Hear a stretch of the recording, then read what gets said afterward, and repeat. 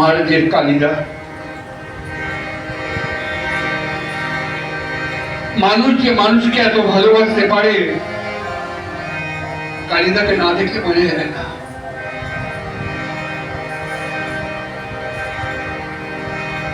মহারাজ কালিদা আশ্রমে গেছেন, রামরাজা তলায় তার আশ্রম ছিল।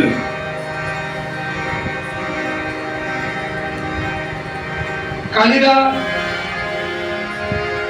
হোমে বসেছেন, যজ্ঞে বসেছেন, আহুতি দিচ্ছেন। এমন সময় খবর এলো শিবানন্দজি এসছেন। কালিদা তড়াৎ করে আসনে উঠে পড়লেন। শিষ্যরা বললেন, আমরা দেখছি শিবানন্দজি এসছেন, আমরা তাকে নিয়ে আসছি, আপনি পূজা করছেন, আপনি পূজা করুন। কালিদা বললেন, আমার পুজো ওখানে।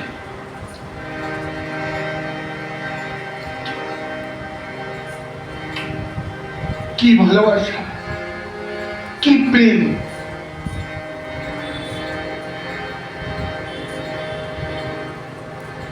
এই প্রেমের স্পর্শ আমরা পেয়েছি, বুঝতে পারিনি, ভয় পেয়েছি, পালিয়ে গেছি, লুকিয়ে থেকেছি, অনেক অশান্তি, অনেক বিপদ,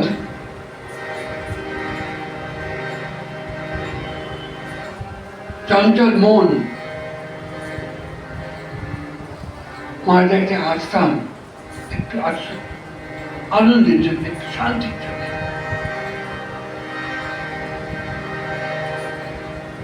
মহারাজ কিন্তু অদ্ভুত, সমস্ত খবর জানতেন। আমরা কোথায় যাই, কোথায় করি, কোথায় আড্ডা মারি, সব জানতেন। আশ্রমে মহারাজের কাছে এসেছি,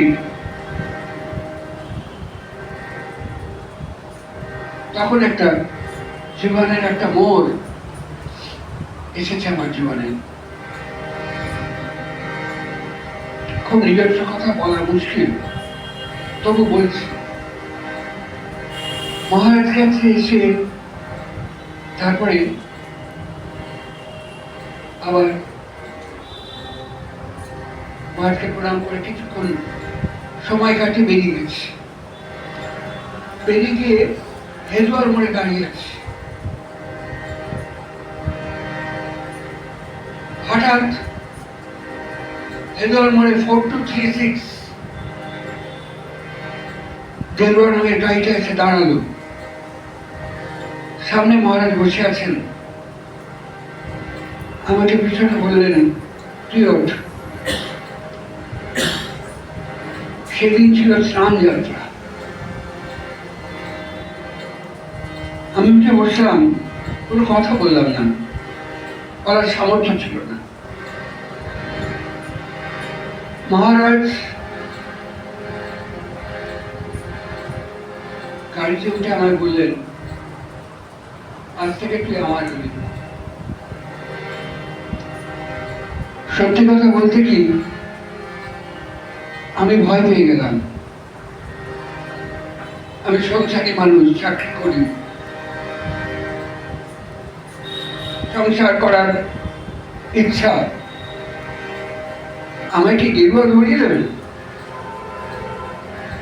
কিন্তু কিছু বলতে পারলাম না। গেলাম নিপেন্দার বাড়িতে, কিন্তু সারাক্ষণ মনে হয় ভয়।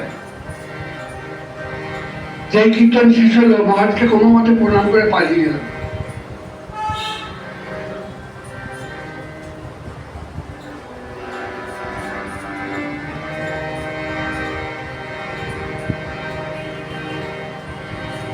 অজস্র কথা, অজস্র স্মৃতি,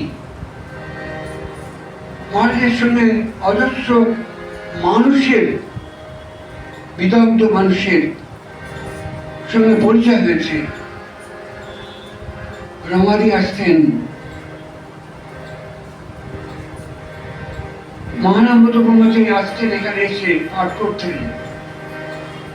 জন্মাষ্টমীতে এখানে এসে তিনি পাঠ করেছিলেন। তার লেখা উত্তম সন্দেশ মহারাজ যখন কীর্তন আকারে পরিবেশন করলেন, আমরা নিজেরা শুনেছি। মহানন্দ ব্রহ্মচারী বলছেন, আমি উত্তম সন্দেশ লিখি নাই, শিবানন্দজি লিখেছে।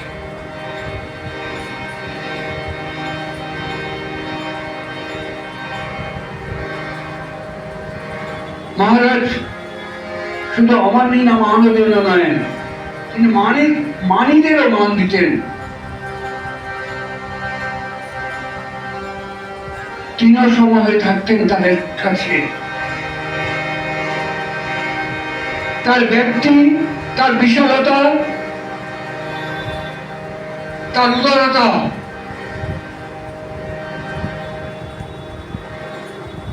কোন কোন জায়গায় ঈর্ষার কারণ হতো। সত্যি বলছি, ঈর্ষার কারণ হতো। তার সরলতা তাকে এমন এক ভূমিতে নামিয়ে আনতো যে মনে হতো আমিও যা, মহারাজও তা।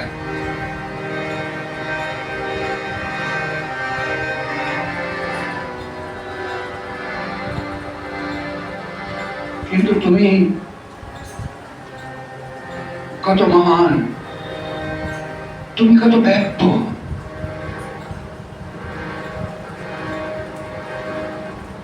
ঋষি অরবিন্দ বলছেন,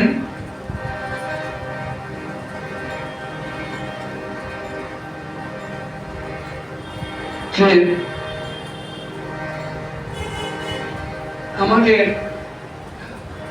বাদর থেকে মানুষ হতে হতে মানুষ এগিয়ে যাচ্ছে।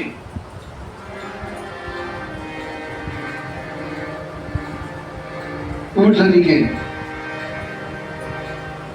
মানুষ থেকে মহামানুষ, মহামানব।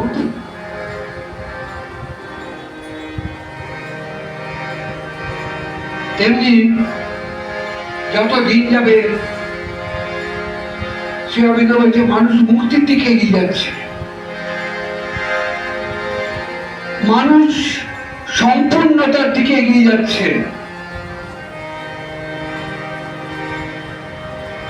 কিন্তু হঠাৎ হঠাৎ অসম্পূর্ণ মানুষের মাঝে একজন সম্পূর্ণ মানুষ এসে দাঁড়ায়, বলে, চিন্তা করছিস কেন, আমি তো আছি। কি আনন্দে, কি দুঃখে, কি কষ্টে আমি তো আছি, তোর এত চিন্তা কিসের? মুহূর্তে মুহূর্তে তার পরিচয় পেয়েছি আমার জীবনে, আমি আশা করি যারা তার সেই সময় সঙ্গ করেছে তাদের জীবনে এরকম ঘটেছে।